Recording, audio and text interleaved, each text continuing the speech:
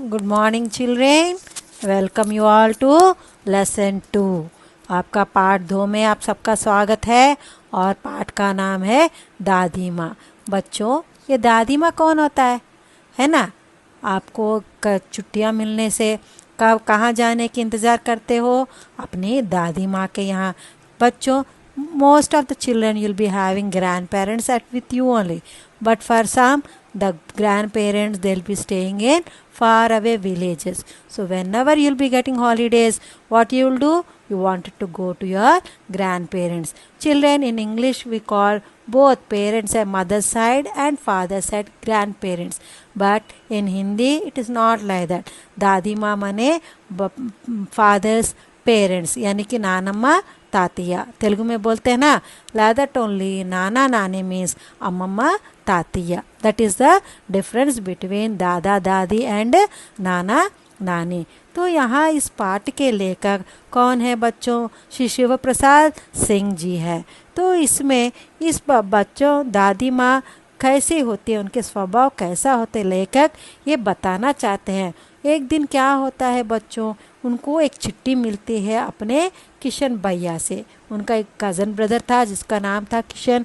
उनके द्वारा उनको एक चिट्ठी आया। Now we are having phone, isn't it, but in olden days they were only letters. तो उनको एक चिट्ठी आया।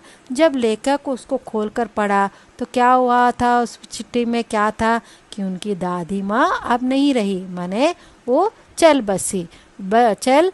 या सुनकर या देखते जब वो न्यूज़ पढ़ा तो उनको आंखों में आंसू आ गए और अपनी दादी माँ याद आ गई। और वो जब से बचपन में थे, अब कितना बड़े हुए, जब बचपन से अभी तक उनकी दादी माँ उनको किस तरह से सहायता की, क्या क्या करती थी, ये सभी उनको याद आ गई। From childhood to now, what things his grandmother has done to him, what all things she did, how did she help him, that all he remembered. And water came from his, he started, tears came out of his eyes. Why? Because his grandmother passed away. That was in that letter was that his grandmother was no more. So children, अब ऐसा होता है बच्चों, दादी माँ तो दादी माँ ही होती है।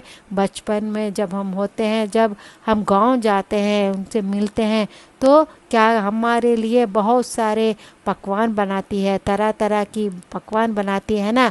जब हम छोटे हैं तो हमें बहुत ख्याल करती है। She takes way too much care for us. और कभी कभी हम गलती करने पर हमारे पेरेंट्स जब हमें डांटते हैं तो बीच में आकर हमको रक्षा करती है और हमको बचाती है, कभी कभी पिटाई करने से भी, है ना। तो इनकी ममता जो है, उनका प्यार जो है, और ऐसी जो इसका there is no limit for the love and affection given by grand mother, isn't it. तभी लेखक को यहाँ उनके आंखों के सामने जो भी उनकी दादी करती थी उनको याद आ गया। तो बच्चों, अभी भी हम सोचते हैं ना, हमारी दादी जब हमारे पास होती है, जब भी हम बीमार पड़ जाते हैं तो क्या करती है तुरंत। अभी दादी माँ तो बहुत पुरानी ख्यालों वाली होती है ना, तो क्या करती है, डॉक्टर के पास जाना मना करती है। She will tell no need to go for doctor. क्या करती है, वो तुलसी का जो पत्ता होता है और नीम का ना जाने कुछ उनको जो जड़ी बूटियाँ होती है, उन सभी को लेकर वो कुछ करके उनका रस पिला देती है। जब हमें खांसी होती है, when we are suffering from cold and cough, she won't allow us to go to doctor.